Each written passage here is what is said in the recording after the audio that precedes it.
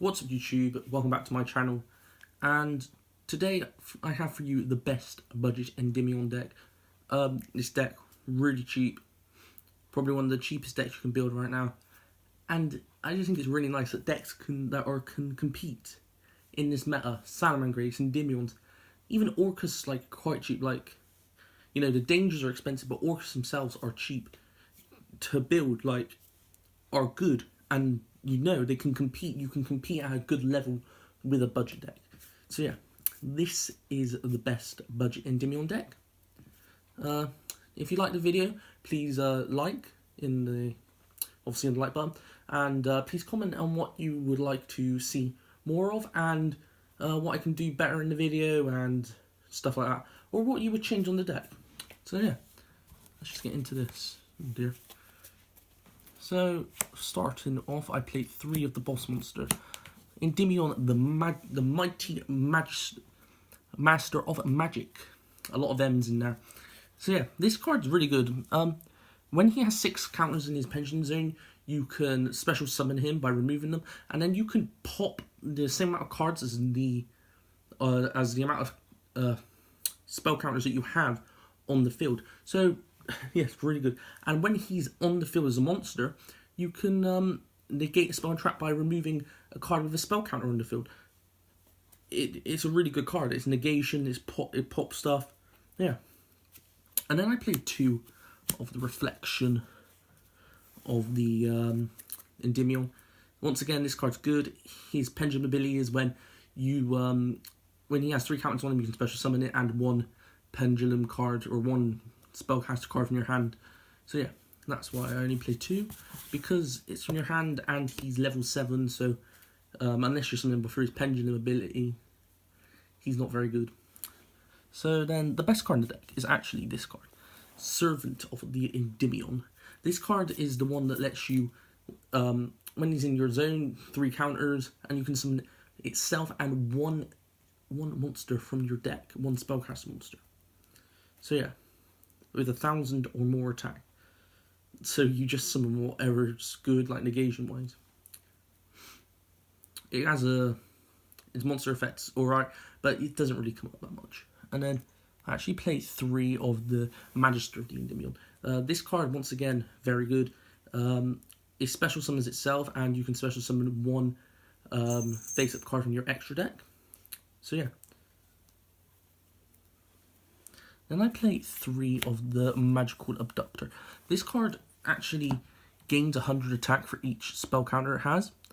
And when a spell card is activated, you can add 1 spell counter to this. So other than it being a pendulum as well, it really just adds to it. Like, its monster effect's actually alright. You know, like, I can gain spell counters, and that's what I want to do with this deck. So, yeah. And then 2 of the Magic Exemplar. This card's decent. It's not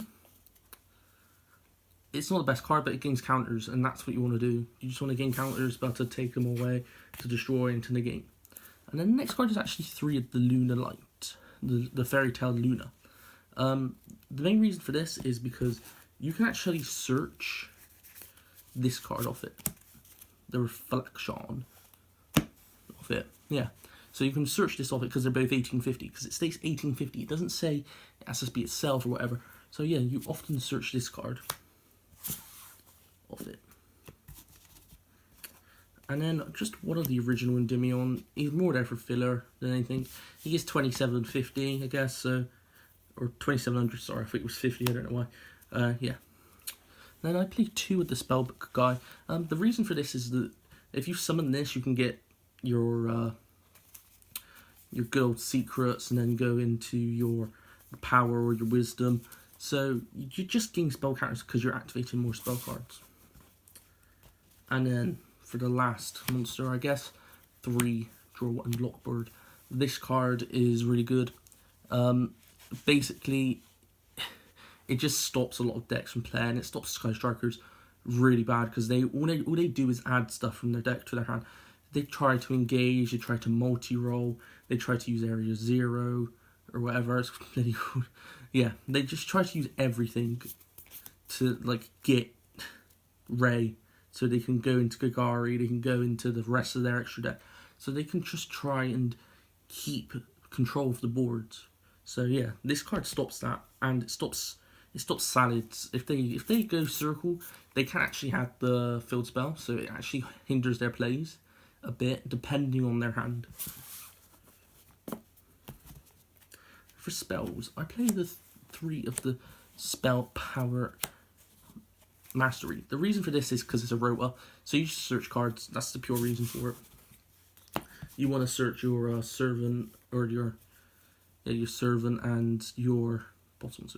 Then I actually play 2 of the Citadel because this card's really good.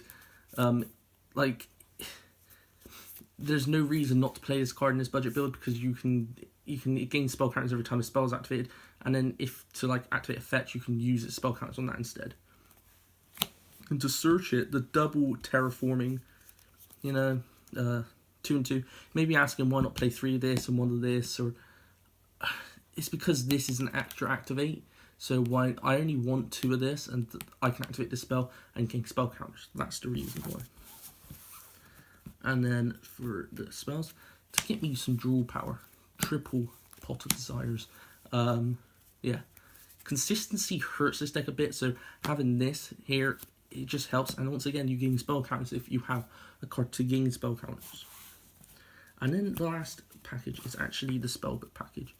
The double wisdom, the 1 power, and the 2 secrets. So the secrets obviously searches out these, the wisdom and the power. This is the better one because you can obviously stop and negate stuff with it. So that's the reason why I play 2 wisdom rather than 2 power and 1 wisdom. But power doesn't really come up because you just want to activate it to get the spell counters. But sometimes it does if you've got so many spell counters to use that you might as well keep these cards face down to activate them. Or like power doesn't really come up like that much. It's just there to activate, really. And then obviously the extra deck. I don't really have an extra deck for this yet. I can say some cards you're gonna run. You want to run Metal Foes, Electromite. You want to run at least one of these anyway. The new Breaker card. You want to run Borreload, Phoenix. You want to run just all the good card, all the generic cards. You can even change this deck enough to build so you have Sync Road, you have Destrudo in there. You can make Borreload Savage. This deck's got so much potential, and I can feel it. But yeah, this card when this card has 2 spell counters on it, you can remove the spell counters to destroy 1 card on the field. So it's actually decent, and he gains 300 attack for having a spell counter on him. I think it's just the first one, but yeah, he gains 300 attack when he has a spell counter. I know he gains 300 for each spell counter. So if he's on like 6 spell counters, like somehow he's actually a beater. But yeah, that's it. That's the budget deck profile. Next time I bring you this deck, it'll be a lot different. I'm probably gonna play this at locals this weekend just to see how it does completely against his meta. But I also want to play my Salamangreats at locals, so I'll probably just play one at one and one at the other. Just tell you how I get on with both, probably bring you updated profiles of both. So yeah, that's been my deck profile. Please like, comment, subscribe. I'm pretty sure I said that already. But yeah, thanks and peace.